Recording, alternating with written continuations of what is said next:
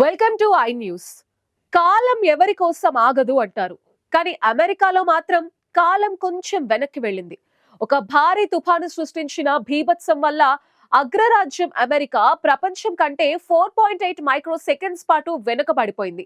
బౌల్డర్లోని అత్యంత శక్తివంతమైన atomic clocks దెబ్బతినడమే దీనికి కారణం.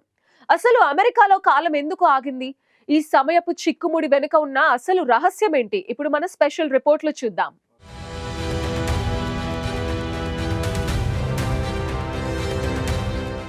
అగ్రరాజ్యం అమెరికాలో కాలం తలక్రిందులైంది. గత వారం కొలరాడోను వణికించిన భీకర తుఫాను కేవలం ఆస్తి నష్టాన్ని మాత్రమే కాదు, ఏకంగా అమెరికా అధికారిక సమయాన్ని కూడా మార్చేసింది. బౌల్జర్లోని national institute of standards of టెక్నాలజీలో ఉన్న అత్యంత ఖచ్చితమైన అటామిక్ క్లాక్స్ ఈ తుఫాను ధాటికి ప్రభావితమయ్యాయి. దీనివల్ల ప్రస్తుతం అమెరికా మొత్తం ప్రపంచం కంటే 4.8 మైక్రో సెకండ్ల పాటు వెనుకబడి నడుస్తుంది.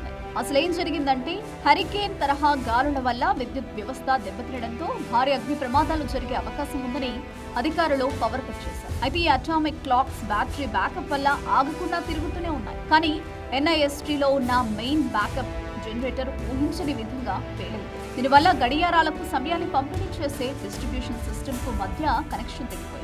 ఫలితంగా అమెరికా ఇంటర్నెట్ టైమ్ సర్వీసెస్ కు సరైన టైం రిఫరెన్స్ అందలేదు. శాస్త్రవేత్తల ప్రకారం ఈ 4.8 మైక్రో సెకండ్ల గ్యాప్ అనేది అటు చిన్నదిగానో ఇటు చాలా పెద్దదిగానో కనిపిస్తుంది.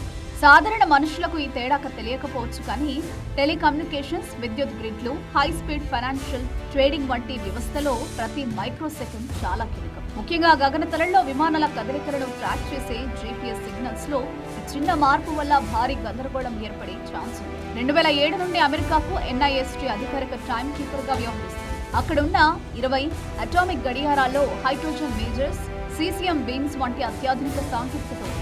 వీటిలో సుమారు 10 నుండి 15 క్లాక్స్ ఎప్పుడో రొటేషన్ లో ఉంటూ అమెరికా నేషనల్ టైం ను నిర్ణయిస్తున్నాయి. ప్రస్తుతం అక్కడ మరమ్మతులు పూర్తి చేసి సమయాన్ని మళ్లీ ప్రపంచ స్థాయి ప్రమాణాలకు అనుగుణంగా సరిచేసే పనిలో నిపుణులు నిమగ్నమయ్యారు. కాలంతో పోటీపడే అగ్రరాజ్యం ఇప్పుడు తన సమయాన్ని మళ్లీ ట్రాక్ లోకి తెచ్చుకునేందుకు తీవ్రంగా శ్రమిస్తోంది.